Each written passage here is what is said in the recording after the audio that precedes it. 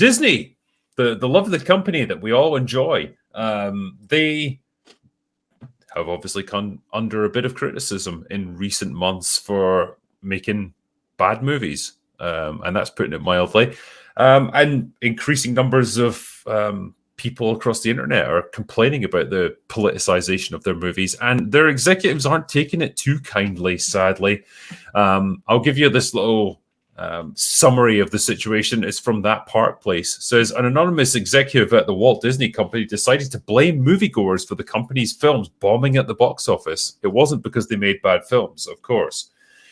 So Matthew Bologna, which is a great name, I've got to be honest, wrote an article last Thursday documenting how the Walt Disney Company's favorability has declined among Americans in a poll conducted by Quorum. They found that Disney had the highest unfavorability rating amongst other blue chip companies. It clocked in with a 21% unfavorable score. Comparatively, Sony has the lowest with just 5%. Anyway, it's probably going to change with Madam Web. They sound that,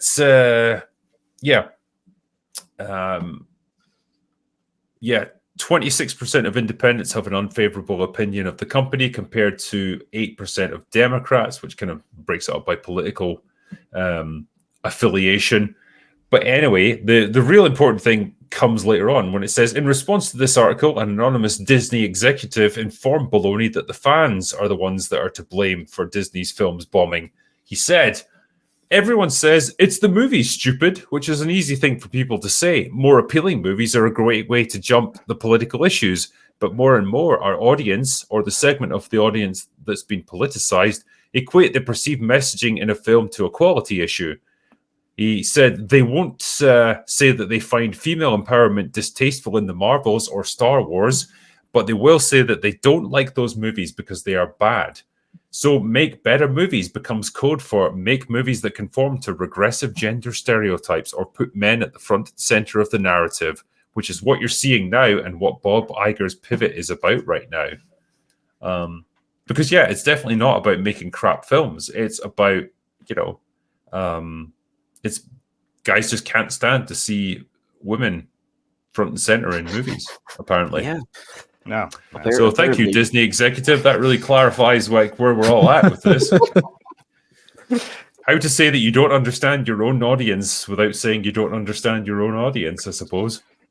It's absolutely insane to see how divided they are. They're up in the clouds. It's so weird.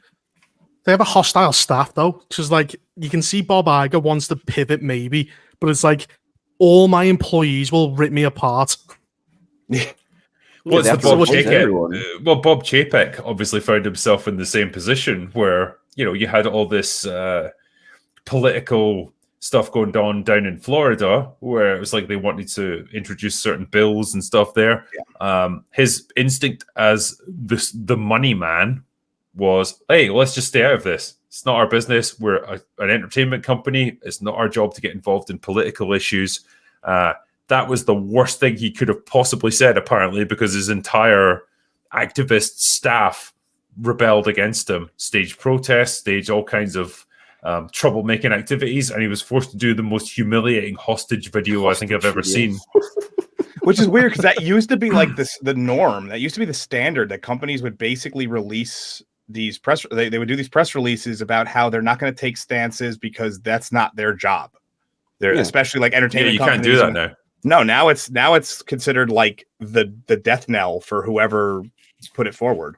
The only way you could do it is if you had, I don't know, someone like Elon Musk who literally owns the company and could afford to just fire everyone if he wanted to. That's the only time where the CEO could just straight up say, fuck you, I'm not buying into this political bullshit. We are neutral in all of this. We're not interested anymore. It's weird because technically, the statement that the fans are to blame for bombing is actually true in the sense that, yes, nobody went to go pay for your movie. Yeah. Yes, that is actually true, but it's because they don't want to watch what you made. But one thing that I was thinking about when I was reading that, actually, even if the movies were better, there's been like a social conditioning that we don't even necessarily need to go to theaters unless it's an event movie now. Unless it's something that you just need to see because everyone's going to spoil it.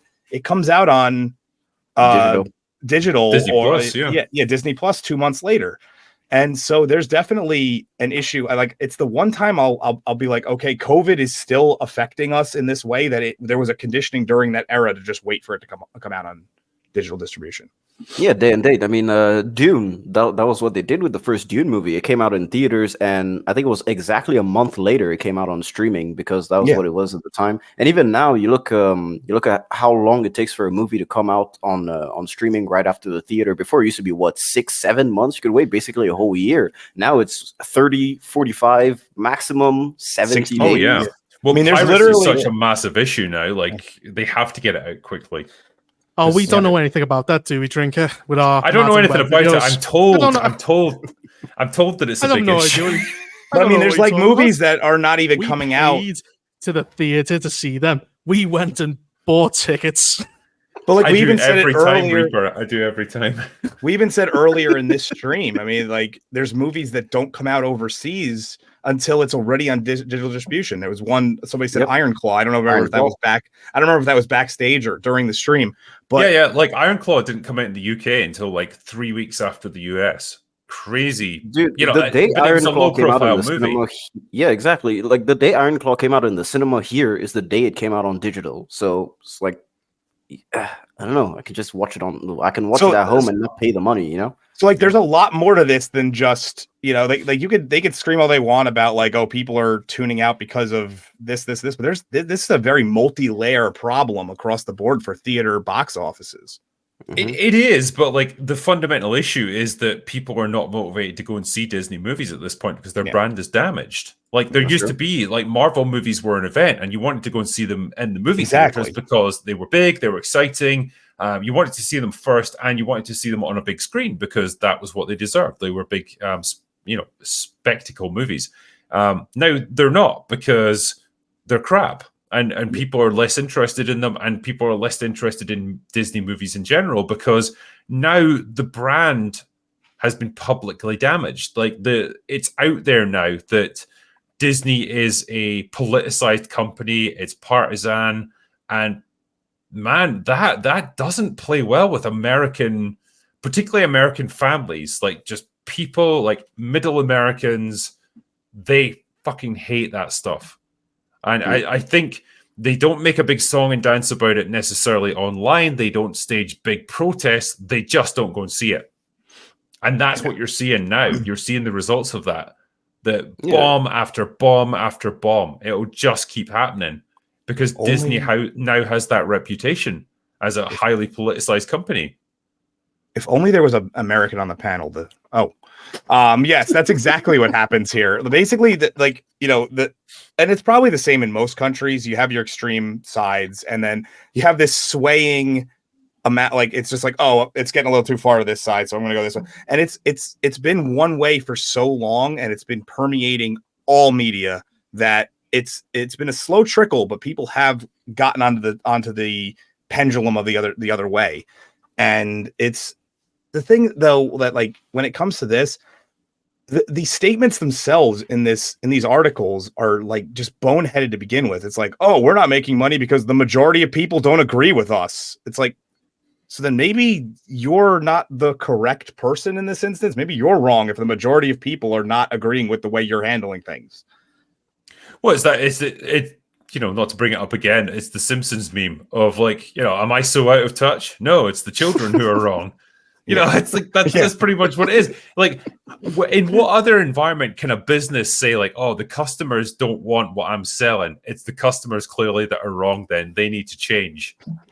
Yeah, you're a fucking business. Your job is to service your customers and provide them what they want, not make them take on what you want to give them.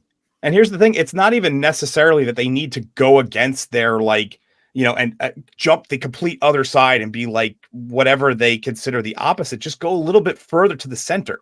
It's not necessarily asking to go completely against it. It's just that's it. It's just don't make a don't be over here. Be a little bit closer, and that's it. You're done. Well, it was like we can take this to, if you took the Marvel movies as an example, up until probably 2018. They were pretty much fine with this. They were apolitical. They were very much just centered. They were all about just telling a story. And people were loving it. They were absolutely lapping it up. Yeah, I mean, they dipped into the like ideology a little bit here and there, but Black Panther was probably the first time you got a really it over. Wasn't so bad though that it was Black Panther front center was. people. Yeah, Black Panther was terrible. You can get away with it a little bit, but when it becomes the overarching, that's just everything you do, it becomes very obvious. If you do it once out of every 7 movies, people are like, whatever. That's true, because it's weird, because when they had the all-female scene in Endgame, everyone was like, what the fuck is this? You know, because that just really came out of nowhere at that time. But I think we knew it was heading that direction because we'd already had Black Panther, we'd already had Captain Marvel. We knew they were starting to dabble in this stuff and they were starting to concede to it by that point. But like up until I think Black Panther was the first time it was really overt. Like, oh wow, they're really going for like the political point scoring with this. You could probably just watch a Marvel movie and it was just generic fun. It was just dude. As someone who was in Africa and who grew up in West Africa, dude, Black Panther was laughed at over there. I remember going to the theater. People were looking at each other when we came out of the theater, and we were like, "Do we really sound like this? We don't have these accents. This is that's exactly what we. That's exactly what Disney thinks of people from there. It's a Disney-fied version of Africa. It's like if I was to go to like UK land at Epcot in the World Showcase and be like, that's like Disney's idea of what the UK is like everything's stereotypical as fuck.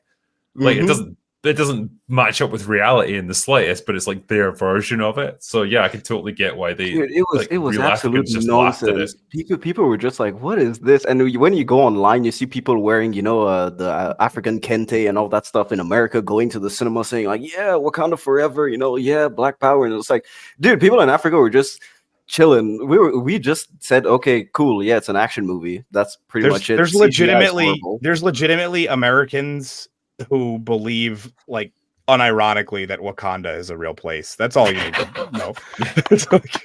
It's probably the same Americans that can't find America on a world map. But Wakanda was just Europe. Wakanda was just big skyscrapers with a mud hut on top. That was literally how they saw Africa. That was the moment where, like, because that's like in the first 10 minutes of the movie, and I just thought this movie's going to be so fucking shit. Oh god! And yeah, I mean, I don't know, man. What like? Too bad Tyrone is in here, but like, yeah, Black Americans. I don't know if that's what they see Africa as, like people riding rhinos and shit like this. Like, I don't know, man, dude. I went to school in a car. That was it. Like, I walk sometimes. I think it got defined as like a cultural moment rather than a movie. Like people stopped seeing it as a film, and it became a political symbol. I think. I don't even understand how it got there. There's been fucking genius marketing, I suppose. It's the same way. Yeah, it's the same way Barbie became like the biggest movie of last year. Like, it's incredibly good marketing that just targeted the correct audience in the right way.